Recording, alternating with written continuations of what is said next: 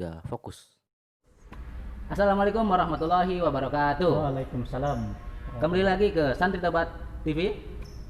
Sebelumnya gue mau berterima kasih atas respon kalian atas video gue sebelumnya. Semua masukan, kritik bakal gue evaluasi, bakal gue pertimbangkan, dan bakal terus berinovasi, terus Jadi koreksi. ya koreksi lah dari sebelumnya.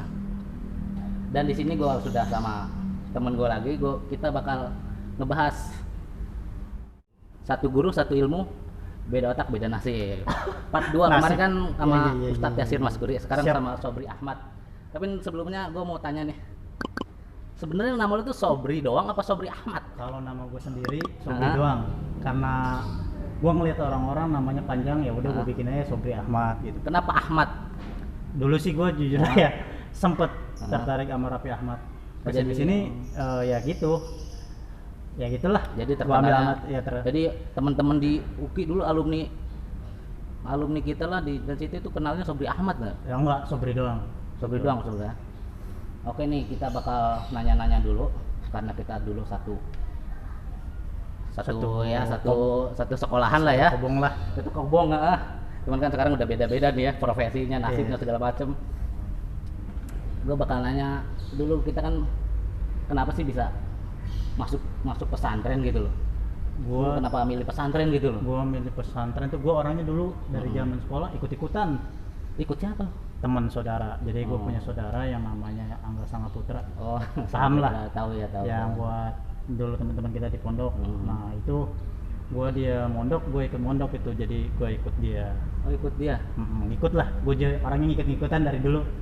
Oh, bukan karena keinginan sendiri gitu, pengen ada cita-cita nih gue pengen jadi Enggak, ustadz, pengen jadi guru apa gimana? enggak, gue jujur aja sama dunia pondok pesantren itu buta. Kata kuku mau SMP mana, karena gue orangnya ikut-ikutan, si Angga ngeliat dia orangnya pinter, yaudah gue ikut di pondok pesantren aja gitu bang. Sama Angga ya, karena si Angga pinter ya. Angga pinter, kata gue bisa ikut pinter Ya gitu ya. Bisa aja emang. Ada yang ngebantu lah ya. Iya. Dan kenapa harus di Bogor? Karena si Angga juga di Bogor mungkin. Dulu tuh ya saudaranya si Angga itu si Eba. Oh, si Eba. Dia masuk duluan di pondok pesantren, ya kita direkomendasi di situ lah. Oh, jadi karena Ada saudara. masuk pesantren karena Ikut-ikutan, terus ada saudara juga, biarin ada yang nolongin gitu lah. Oh iya, siap. Terus pas pertama-tama masuk pesantren itu gimana, kan masih kecil, masuknya umur berapa waktu itu? Gua kalau ingat umur lah, gua nggak tahu, lupa. Lulus SD. Lulus SD lah intinya. SD, Gua lulus SD itu 2000 berapa, lupa dah. Iya, maksud tuh pas masuk ke pesantren Yap. kan masih SD, itu gimana langsung di pesantren kan sendiri ditinggal orang tua tuh? Yap. Nangis apa? Enggak, kalau Langsung betah apa biasa aja? misalkan itu ya namanya kita di pondok pesantren awal masuk tuh pasti ada tekanan. Kok begini beda loh sama dunia luar. Kok tekanannya banyak loh, harus bangun subuh, harus buat tahajud, harus banyak aktivitas ya. Yang gua alamin sih kalau sedih-sedih pasti ada sedih. Masih sedih karena Yap. masih kecil kali Masih ya. kecil banget kata gua. Aduh. Nah, terus akhirnya bisa betah, bisa kerasan tuh gimana? Ya karena ya satu Karena terpaksa apa? bukan terpaksa, karena gue jiwanya sosialisasi juga, pengen punya teman banyak, dan gue kenal-kenalan di situ. Nggak hanya gue doang, orang Tangerang, ternyata ada orang Bangka, Jambi, Riau. Jadi Kok kenal. orang jauh bisa betah di pondok pesantren, lah gue yang masih jauh di Bodetabek kok harus pupus gitu. Harus pulang gitu ya. Iya, ya udahlah, gue lanjut aja. Hanya betah di situ ya. Betah gua. Alhamdulillah. Terus kesan apa, momen apa yang paling berkesan di sana yang nggak bakal lu lupain sampai sekarang, sampai tua nanti bakal lu ceritain mungkin ke anak cicit lo gitu? Ya itu. Apa kesannya? Kesannya sih gue jujur aja, kesannya ya satu, kita hidup keluarganya itu sangatlah erat kalau menurut gue di pondok pesantren. Sampai sekarang aja gue jujur aja, teman-teman gue respect banget. Jadi kalau misalkan kita ada apa-apa, temen pasti yang dari pondok pesantren seenggaknya kita minta doanya lah dari teman-teman pasti kita. doain ya? Iya, pasti mendoakan ya, Bismillah lah. Gitu bang. Jadi momen-momen kebersamaan itu yang gak bakal lu Nggak lupain bakal ya? gue lupain. Saudaranya, Saudaranya. sekarang udah lulusnya udah lama nih ya. Iya, udah Masih lama aja banget. ketemu ya, masih Iya, nggak bakal lupa lah kumpul-kumpul ya. kumpul-kumpul ya kita bisa mau Bisa kapan. lah.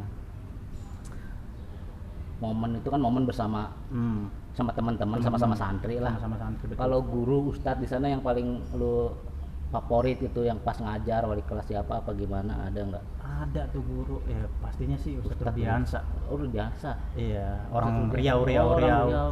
Ustadz Rudiansa, Tuh, salam Ustadz Ustadz Rudiansa. yang paling inilah menurut gue the best. The Karena best, ya. orangnya sabar.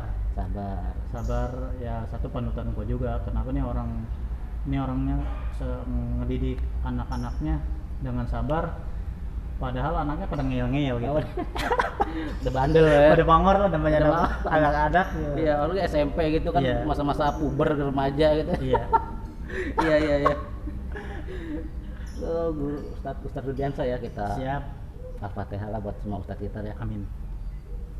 Terus kalau buat temen-temen lu, siapa nih temen lu yang paling sama lu lengket banget dulu pas di pondok, mungkin makan bareng, kamarnya satu kamar, kasurnya sekasur gitulah. Gua kalau dari dulu temenan emang misalkan kelas 1, kelas 2 pasti Udah ada beda. temen yang lengket-lengket. Pirkoh kali Iya, gitu ya. Iya, setiap ini pasti makan sama dia ya. Ah. Tapi yang gua salut itu temen, yang paling gua salut itu temen itu si namanya Romdani Ajo. Aci Ajo. Iya. Kayaknya kenal gua tuh. Iya, makanya kalau misalkan anak-anak temen kita ya satu Ah. alumni itu kalau yang nggak kenal dia bohong aja. Oh iya. Soalnya ya yang gua suka dari dia tuh ya, Apa? tipikalnya orangnya pekerja keras. Bekerja keras. Iya. Tapi jorok ya, maaf. Kan namanya Ajo. Iya, Ajak masalah orang. itu yang gua suka dari dia, orangnya ya itu tampil apa adanya. Tampil apa adanya ya. Enggak dibuat-buat. Nggak dibuat-buat ya, kalau tampil apa adanya mas. Iya gitu dah aja. Ya lah, letak sendiri aja lah ya teman-teman kita lah. Terus apa sih selama di pondok kan ya, walaupun kita santri gitu lah, mondok pesantren, pasti nakal mah pernah gitu loh. Yap. Mungkin kabur apa gimana. Ya itu masalah Terus, itu. apa sih kenakalan apa sih yang paling lu nakal tapi anak-anak itu nggak ada yang tahu gitu loh, jarang tahu gitu anak-anak, mungkin sekedar segelintir teman deket lu aja yang tahu. Iya, kalau itu sih kayaknya kayak kabur dari pondok pesantren. Tuh kabur mah. Nah, ya tahu sendiri. Iya sih kan. Dikira mah gua anaknya Alim gitu alim-alim ya, aja, kelihatan aja. padahal mah jujur aja Sering kabur ya. brengsek juga kalau misalkan di luar. Karena Dan namanya kita di penjara suci. Siapa Penjara sih yang nggak suci, mau iya. keluar dari pondok pesantren? padahal lu di penjara suci ya, tapi masih kabur aja ya. Ya, makanya Tempat nggak suci. kotor berarti. Nyari tempat kotor itu. Iya, terus balik lagi suci lagi gitu ya. Ya makanya ya, karena ini ya apa namanya?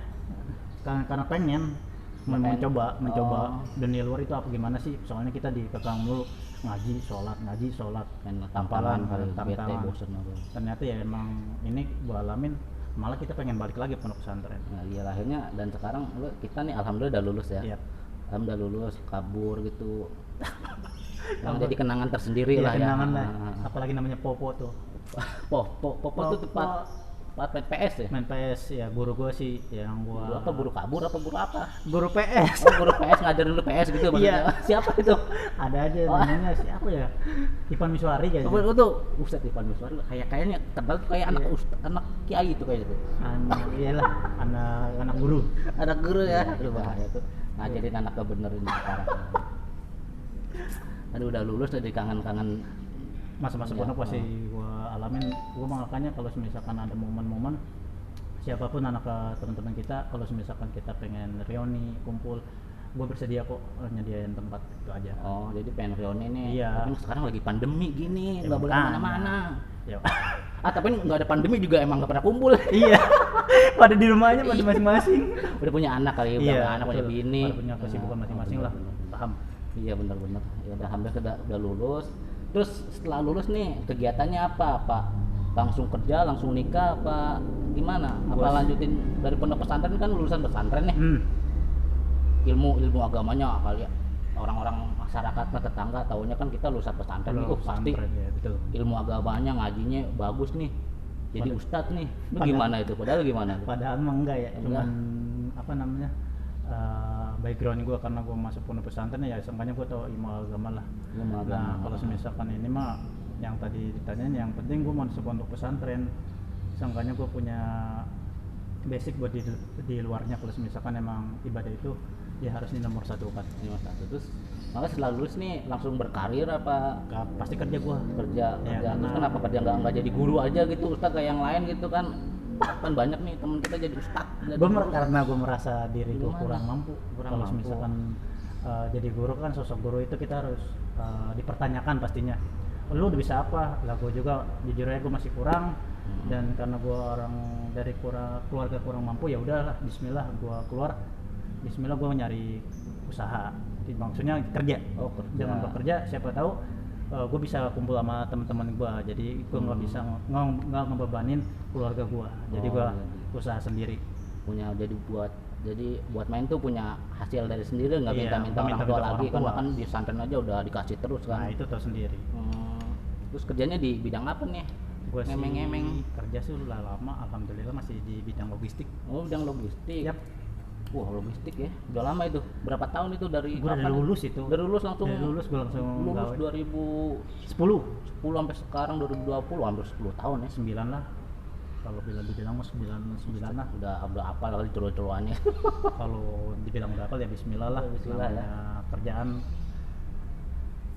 Tapi ini kan sekarang lagi pandemi nih.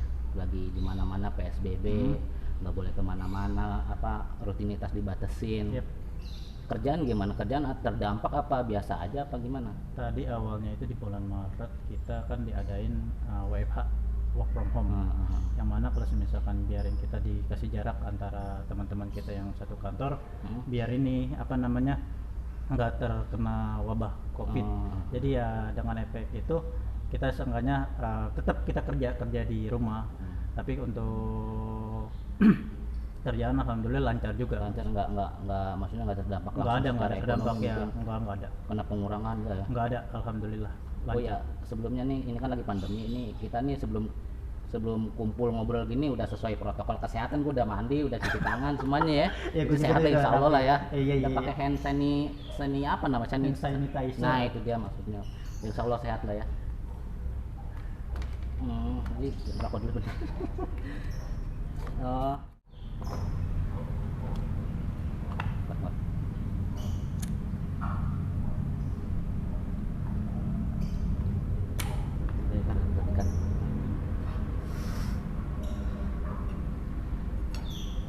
Jadi ini logistik.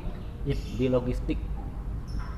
Di logistik kan lu salah satu bisnis atau ekonomi yang diperbolehkan beroperasi ya. Iya betul. Selama pandemi ini Betul. berarti termasuk yang aman lah ya. Apa malah menguntungkan dengan adanya pandemi ini apa gimana? Kalau dibilang menguntungkan enggak juga sih. Kalau untuk pendapatan alhamdulillah, karena logistik itu kan di bidang jasa. Jadi untuk pengiriman kita alhamdulillah lancar dan banyak pengiriman kayak obat-obat kayak gitu. Jadi bertambahlah. Tapi ya kalau dibilang adanya pandemi ini janganlah, semoga ya pandemi ini berlalu. Ya, kan kasihan semua ekonomi yang ada stabil. Biar stabil. Ya alhamdulillah dah semuanya, walaupun dengan ada pandemi ini pendapatan logistik ini dapat keuntungan, tapi kan yang lain juga kasihannya di situ ya. Semuanya pengennya normal aja lah. Siapa sih yang ngomong normal? Makanya tetap jaga kesehatan ya. Iya. Jangan ngerokok. Tetap jaga. Ngerokok herbal mah nggak apa-apa kali ya. Jaga istri di rumah. Iya. Kerja udah lama. Habis itu nikah deh ya. Nikah pas masih kerja itu. Lo bisa meyakinkan nikah itu apa? Terus dapat cewek orang mana gitu loh. Cakep. Nah, gua demen nih. Mau pas di sini gua jujur aja gua pacaran sama nih cewek 5 tahun. 5 tahun. Yap. Di kenalan pas kita ada reuni kayak gitu. Oh, berarti satu pesantren. Bisa kenal gimana? Itu kan pesantren cewek cowok. Wah, ini. Terus iya, gue di situ di reuni itu gue ngeliat di reunian. Ini orang kok diem aja. Sosok cewek diem, yang mana ya udahlah gue beraniin karena tuh orangnya pendiam. Gue beraniin, gue minta kontaknya ke temen-temennya, nggak dikasih, sama dia nggak dikasih. Ya gue deketin temennya yang deket. Akhirnya alhamdulillah dapet tuh nomor temennya. Enggak, kalau temennya mah bisa lah, tapi karena gue udah target sama ini nih. Istri gue nih yang sekarang gue jadiin istri gue. Ya, alhamdulillah. Tapi dulu gue denger targetnya bukan dia gitu loh. Meleset gitu loh. Ya, kenapa itu loh? Ya namanya jodoh kali ya. Bener. Namanya jodoh. Apa kurang ngekernya kali, kurang pas gitu. Ya nggak tahu udah kalau itu mah jodoh Jodoh ya. ini aja jodoh gua nggak mau. Alhamdulillah. Udah jodoh mah nggak bisa di ini ya. Iya. Siap-siap. Oke. Udah nikah, udah punya anak. Terus gimana kabarnya hari ini, apa dengan suasana di pondok dulu, apa ilmu-ilmu di pondok masih bermanfaat, maksudnya dimanfaatkan gitu loh kan. Pas kemarin kita wawancara dengan teman kita katanya Ayo. memanfaatkan ilmu yang kita dapat.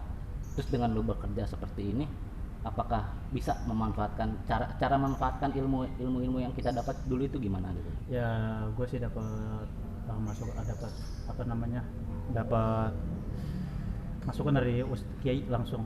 Kalau kita keluar dari pondok pesantren jangan lupa sholat. Sama gue punya guru besar juga dari teman gue, Kiai Haji Nuh dari Bojonggede. Jangan tinggalin sholat duha. Nah gue di situ intinya gue bakalan ya, gue biar kata ilmu yang penting gue bisa ngikutin terus sholat gue tuh jangan sampai bolong. Memanfaatkan ilmu yang kita dapat dengan cara mengaplikasikannya Iya, dengan betul. terus mengamalkan ilmu itu gitu. Ya. Kita harus mengajar Betul, gitu kan. harus mengajar kita mengajar. Kita bekerja aja udah beribadah kan, apalagi demi Cakep. anak istri gitu kan. Cakep. Subhanallah. Oke, jadi dari pesantren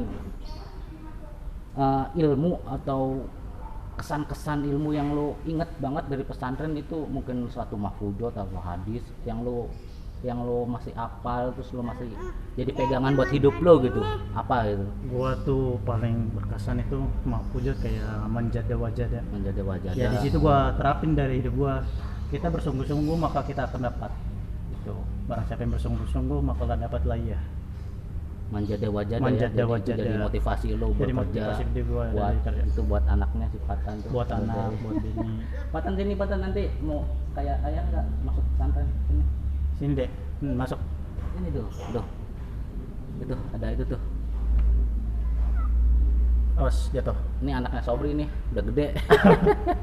Kenalin dulu coba anaknya Sobri itu. Tadi emang siapa cewek yang beruntung dapetin lo itu sampai beranak ini nih? Ini namanya Nur Fitriani Dewi. Oh, Nur Orang Fitriani, orang Cilengsi, Cilengsi Bogor. Jodoh ya. Anaknya baru namanya Aujan Sapil Fatan.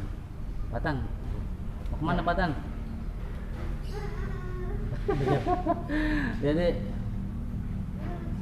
action. Oke, tadi kan ada mahfudot ya, manjada wajada. Kita bersungguh-sungguh pasti akan Dapat lah ya. dapat. Tadi kita harus bersemangat dengan apa yang kita inginkan, apa Betul. yang kita tuju. Betul. Gitu. Terus kita nih udah lama lulus, udah banyak ya teman-teman kita yang jadi kiai, mungkin jadi Amin. manajer apa jadi apapun Amin. itu. Amin. Mungkin ada pesan-pesan buat teman-teman kita nih yang di luaran sana mungkin masih pada sibuk atau lagi mungkin yang lagi sakit, kita doakan sembuh. Amin. Yang lagi kena dampak pandemi ini ya kita doakanlah semoga Amin, ya Allah. normal kembali. Siap. semuanya. Mungkin ada pesan-pesan buat teman-teman di sana, teman-teman kita ya, khususnya khususnya Intensity buat itulah. teman-teman kita Intensity ya. Kita saling mendoakan satu sama lain dan jangan lupa tali silaturahmi tetap dijaga. Komunikasi yang kita kan jauh-jauh nih. Siapa tahu kalau misalkan kita ada musibah atau kabar gembira kita kabarin biar kita bisa mendoakan kalau kita nggak bisa datang. Itu aja buat teman-teman yang di sana. Saling mendoakan, Saling saling mendoakan. silaturahim, komunikasi. Yep, Gitu itu doang yang sih harus yang dipertahankan ya. Dipertahankan sampai sekarang. Sekarang pada sibuk mungkin kan. Iya, betul.